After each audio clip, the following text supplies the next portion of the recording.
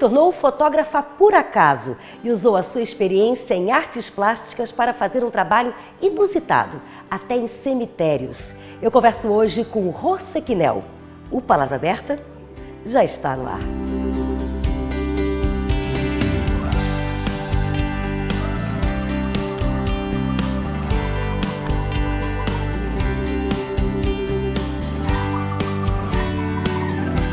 Quando você começou a pensar no que curso iria fazer, né? Sempre foi ligado à arte, assim, você procurou artes plásticas, por quê? Sempre foi um desejo, tá? Mas eu demorei muito tempo a chegar aí porque, assim, desde criança, eu sempre tinha os cadernos todos desenhadinhos, né? Minha mãe era professora de bordado na escola profissional, me levava quando eu tinha uns 10, 11 anos, e eu fiz um curso de pintura ali, mas assim, em azulejo, aprendendo a misturar as cores, né? E depois esse desejo de pintar, mas o meu pai era contra, que ele dizia que artista ia morrer de fome e ele não ia jogar fora o dinheiro dele, então eu tinha que trabalhar aos 12 anos, eu ajudava minha mãe em fazer lembrança de casamento, de 15 anos e tal. E com aquele dinheirinho eu comprava então tinta, pincel e telas, né? E ele sempre dizendo, tira isso da cabeça, tira isso da cabeça. Mas pelo jeito não conseguiu, né? Eu queria fazer belas artes, mas naquela época em Florianópolis nem se cogitava, né? Mas eu tinha parente em Curitiba, no Rio, que me convidaram, não, vem, ela fica aqui e tal. Ele, não, de jeito nenhum, cidade grande. E aí Florianópolis foi a alternativa, vir para Florianópolis fazer a faculdade, qualquer uma que fosse, porque eu queria, na verdade, era... Mas acabou fazendo uma que você gostava, né? Eu fiz outras, fiz várias, fiz administração, letras, eu não cheguei a terminar, né? Mas aí quando surgiu o curso de educação artística, eu fui fazer. E aí tive que interromper, porque depois fiquei grávida e tal. Mas acabei terminando, né? Já antes de fazer o curso de educação artística, eu já comecei a dar aula como professor de educação artística, já com 18 anos. Pois é, você fez uma especialização em educação? Fiz em arte e educação. E lecionou durante quantos anos? 19 anos.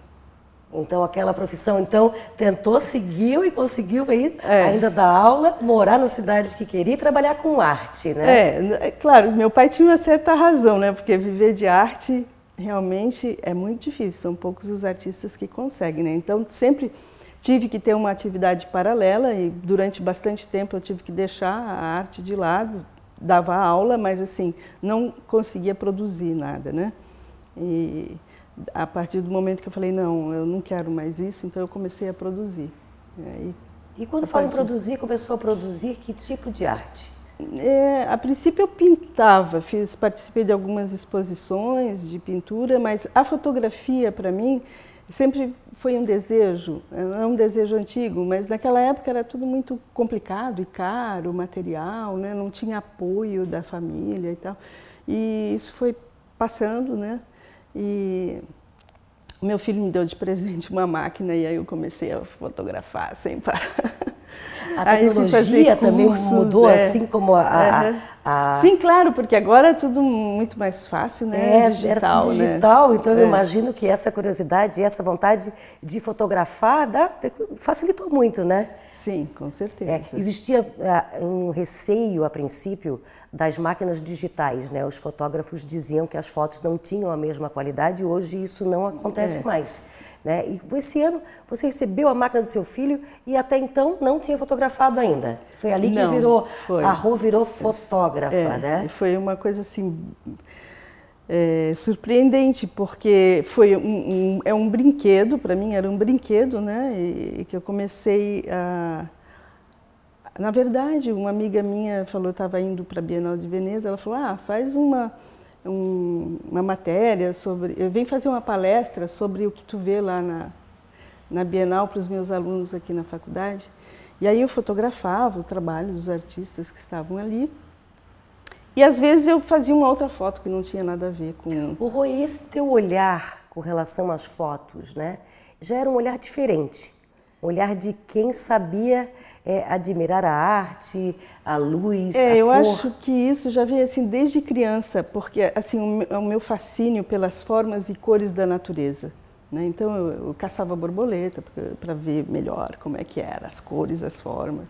Os animais, perseguia a cobra, fazia umas coisas assim, né? E tinha uma coleção de flores, a cor e a forma sempre me chamou a atenção, né? E a natureza é muito rica nesse sentido, né? Então, era como se eu quisesse me adonar daquelas cores, daquelas formas. E depois, então, com essa máquina, com esse olhar, começou também a fotografar também essas naturezas, os animais, as plantas ou não? Não. Eu, com a fotografia, eu busco fotografar as coisas que estão aí, mas que normalmente as pessoas não veem, porque no dia a dia atribulado, ou numa calçada, um pedaço de papel jogado ali, eu consigo fazer um recorte, né?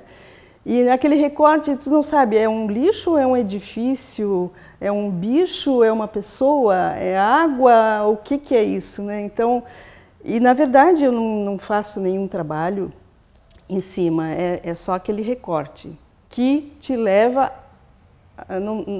não te leva a reconhecer, às vezes, o objeto, né? Ou sim, né?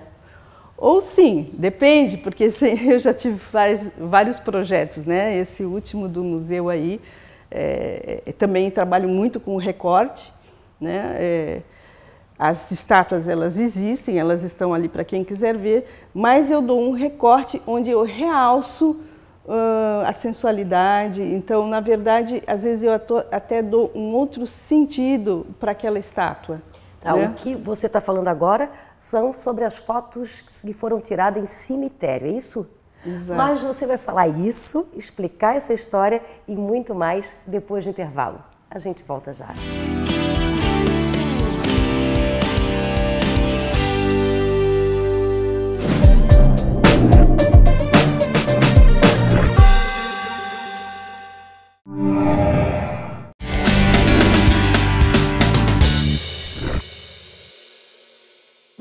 Seguimos a conversa com a fotógrafa Rô Sequinel. Falamos sobre fotografia e sobre fotografar cemitérios. Quando é que deu esse clique assim que você resolveu percorrer os cemitérios do Brasil e da Itália? Comecei na Itália, né? Visitando, estava sempre circulando, procurando exposições, e aí um amigo falou: olha, você tem que ir no cemitério de Gênova, italiano, que lá você vai poder ver muita coisa. E realmente eu fiquei assim impressionada a quantidade de estátuas, um cemitério que tem 33 mil hectares, é gigantesco, tem cemitério dentro de cemitério, e a qualidade também das obras, né? Mas o que mais me chamou a atenção foi que algumas estátuas, elas tinham uma conotação sexual, erótica, sensual, assim, sabe? E você teve curiosidade de pesquisar o porquê que as pessoas colocavam essas esculturas assim com um ar sensual? Tem muitas histórias, né, dentro do cemitério, porque tudo isso surgiu a partir de Agora a história é um pouco longa, vou ter que tentar abreviar um pouco. Uma lei, né, napoleônica que proibia os sepultamentos dentro das igrejas e próximos por uma questão de saúde pública, porque tinha uma época que tinha muitas doenças, né? E também por um outro lado político, onde eles achavam que assim todo mundo era igual, então tinha que todo mundo ser enterrado com uma lápide simples do mesmo tamanho, só o nome da pessoa e a data, né? E um poeta italiano, Ugo Foscolo, que é da mesma época, isso 1806 a gente está falando, ele contestou aquela lei, e falando que não, que as pessoas elas tinham que ser... já está morto. Não, mas que elas tinham que servir como um exemplo para os que estavam vivos. Então, eles começaram a fazer essas esculturas. Claro que os burgueses, que tinham poder aquisitivo para contratar um escultor, que as estátuas são enormes, né? E são estátuas que estão aqui nessas fotos da tua última exposição, né? Tem. E elas realmente, né, quando você observa, além de lindas, elas têm sempre essa posição belíssima, parece que tem... Esse anjo, que é o anjo do juízo final, Ele foi muito representado no mundo todo, inclusive em Porto Alegre, no cemitério de Porto Alegre, que é o mesmo ano que foi inaugurado esse de Itália, 1851, 53.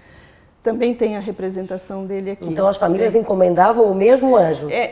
Ou elas traziam o escultor da Itália para esculpir no Brasil, ou vinha a escultura de lá, ou então contratavam algum escultor daqui para ver uma foto, né? Porque, por exemplo, Dom Pedro II visitou esse cemitério, então ele contratou um fotógrafo para fazer essas fotografias que vieram para cá. E aqui na tua exposição foram quantas fotos? 30 fotos ao total. E teve algumas, todas da Itália ou teve alguma do Brasil também? Tem de São Paulo, essa daqui, por exemplo, é aqui no cemitério de São Paulo, mas agora eu vi que na Itália tem uma. Não é tão bonita quanto essa. Olha. A de São Paulo é muito mais bonita. Eu imagino que hoje o olhar é diferente, né? Você faz pesquisa para ver onde é que tem um cemitério bonito. E cada estátua tem uma história. Essa daqui, por exemplo, quem encomendou, a família que encomendou, claro, o artista fez um protótipo onde a pessoa aqui representada, ela estava nua. E a família falou, não, nua, naquela época, 1850, né, nessa época. Então ele colocou uma veste aqui, ele teve que refazer até ter a aprovação do... Então eles tinham toda essa preocupação também, né? Alguns, né? Outros não.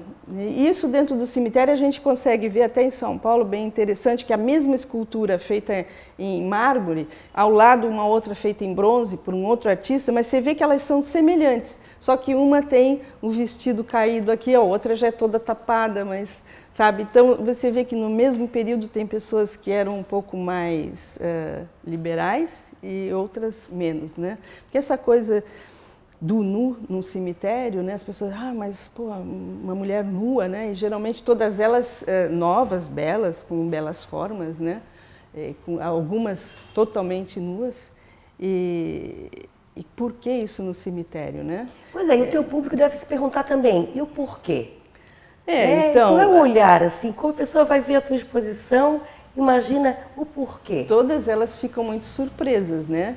Mas o porquê, geralmente a morte nesse período simbolista, ela é caracterizada por uma mulher bela, nua e geralmente com um manto, se desfazendo de um manto, que é assim, a pessoa que morreu, só ela descobre a morte. Então, o descobrir, o desvelar a morte. Por isso o corpo nu, porque a gente quando nasce nu também, né? Isso independente da religião?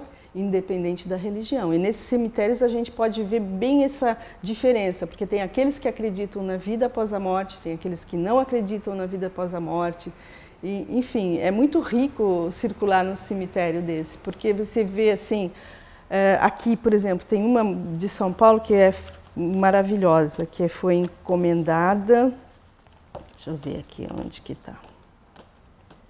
Essa daqui, né? Você olhando aqui, é uma mulher morta e um homem beijando, né? Na verdade, quem morreu foi ele, tá? Ela encomendou isso em 1940, encomendou essa escultura, porque com a ausência dele, ela se sentia morta e sentia ele muito vivo, muito presente nas noites, provavelmente, né? Porque você vê que ele está nu, ela está seminua, né? E um beijo, um abraço assim que você vê ardente, e ela totalmente desfalecida, né? Olha, né? E aí tem outras, tipo assim, esse Cristo... Cada uma tem uma história fantástica, então. Tem uma outra aqui, vamos ver, não sei se está aqui. E o público em geral, quando fala, olha, a Rô fotografa cemitérios e vai fazer uma exposição falando de erotismo em cemitério. É uma coisa assim, você acaba até, mesmo assim, imagina o que você já ouviu falar, o que as pessoas já te questionaram. As pessoas, elas ficaram muito assim emocionadas, chegaram a chorar. As pessoas que foram visitar a exposição, elas ficaram bem emocionadas. Teve pessoas que voltaram lá 4, 5 vezes, cada vez traziam mais uma pessoa da família. As crianças ficaram assim, a princípio os professores passavam meio que direto porque ficavam com medo de algum questionamento, mas tinha as poesias do Cruz e Souza também, que falava um pouco, né, porque era do mesmo período simbolista. Vou fazer um link. Então tinha algumas fotografias que era como se falassem da poesia dele, e algumas poesias dele que representavam a escultura, então tinha essa conversa bem interessante. Essa aí qual é a história? Esse é o Cristo de bronze, essa também é em São Paulo, né? Eu achei muito interessante, porque é um Cristo extremamente sensual, né? E as vestes caídas no ombro, né? Esse lábio assim semi-aberto, são fotos realmente sensuais e que chamam a atenção. E agora, o teu novo projeto é continuar fotografando cemitérios? Então, eu acho assim que pelo aspecto histórico, filosófico, educativo que traz essa exposição e como ela teve uma boa aceitação, o interessante seria colocar essas fotos em outras cidades, né, para que mais pessoas pudessem ter acesso. Uma forma itinerante. Porque é muito educativo e é reflexivo também, né? Faz você pensar no aqui e agora, né, na vida, pensar na morte também. E no amor também, né? No amor, essa coisa do... Aqueles que ficam. Os que ficam, né? E é verdade. Olha, é um belo trabalho. Eu quero te dar parabéns. Realmente é uma oportunidade de um novo olhar para todas as pessoas, né? Que existe também. E quem imaginava, né? Até quando a pessoa até vai no cemitério por algum motivo triste, alguém que faleceu, ninguém imagina nenhum momento estar com a máquina fotográfica. E você acaba tirando essas obras de arte e mostrando em algum momento que isso foi especial para alguém. Muito obrigada pela oportunidade, eu te agradeço. Obrigada. E sucesso.